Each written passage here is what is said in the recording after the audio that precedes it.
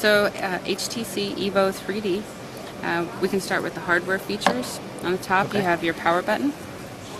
You have a 2D, 3D camera slide switch, but this is only for the camera. Only for the camera. Only for the camera. If you play a 3D video, even if this is in 2D, the processor picks up a tag in the header, and then it does the processing for 3D. This is your camera button, but you have to press it really hard and hold it down.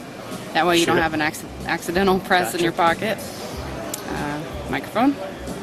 And then you have your USB port here, which is also your HDMI connector port.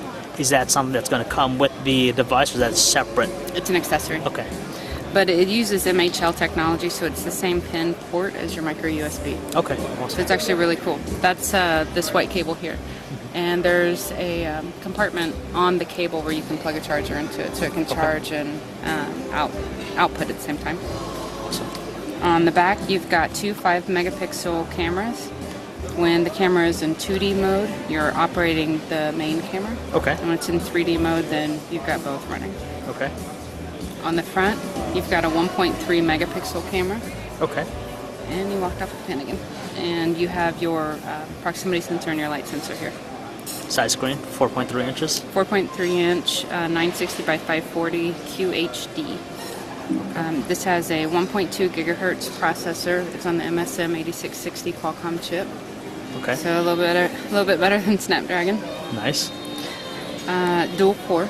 So it'll be our, I think, one of our first dual core devices. 4G, of course, right?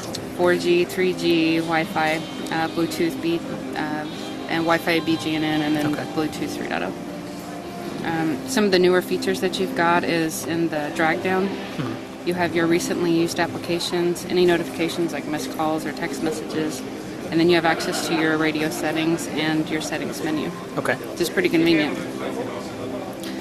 Some of the new Sense features include a carousel for the panels, and then you can also drag and drop panels to rearrange them if you want, which is pretty cool.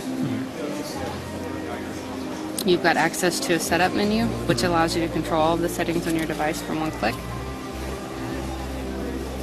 So 3D, for the 3D videos, anything that is a 3D video, there's a tag in the header of it, so the device is going to moniker each of the videos with a 3D label.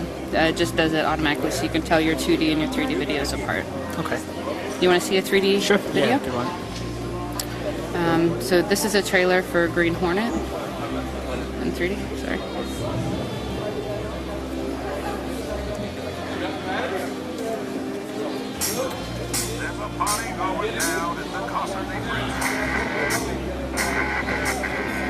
Looks good. Now you can also connect this to HDMI and play it in 3D over a 3D TV. Okay. Which is why we have the glasses here, so you can watch the video. You can also do that with like your home videos and your home pictures as well, your still images. You want me to take a picture of you? Yeah, no, you can take a picture. Yeah. You want me to take a picture of Ragava? That's fine, yeah. Show you how to take the photos and how. And you can do also video in 3D, correct? Yes. Yes, it can. The still pictures and the 3D video, they're really amazing. So just go ahead and launch the camera. And right now it's in video mode, so I'm going to select camera mode. That shows it in 2D on the screen, right? No. You know what? Because I forgot to flip the switch. See that? Good eye. Okay, so it gives you...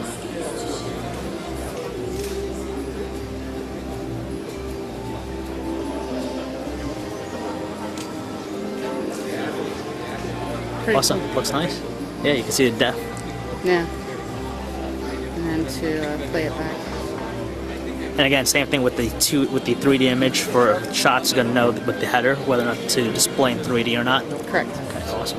Okay. And you can share these. One of the neat features with the 3D sharing option is that it'll ask you if you are sending it to a 2D or a 3D phone. Okay. If you're sending it to a 2D phone, it'll convert it to 2D. Okay. So that the other person can view it. And 3D options you can upload to YouTube, Facebook, share it over HDMI or DLNA. This also supports full DLNA, server control, and remote. So you can designate a folder, and then there's, you can't see it, but there's an accessory back here called the HTC Media Hub, or Media Link, and you can connect to that. That acts as a wireless Wi-Fi router point for your TV, and it plugs into the HDMI port.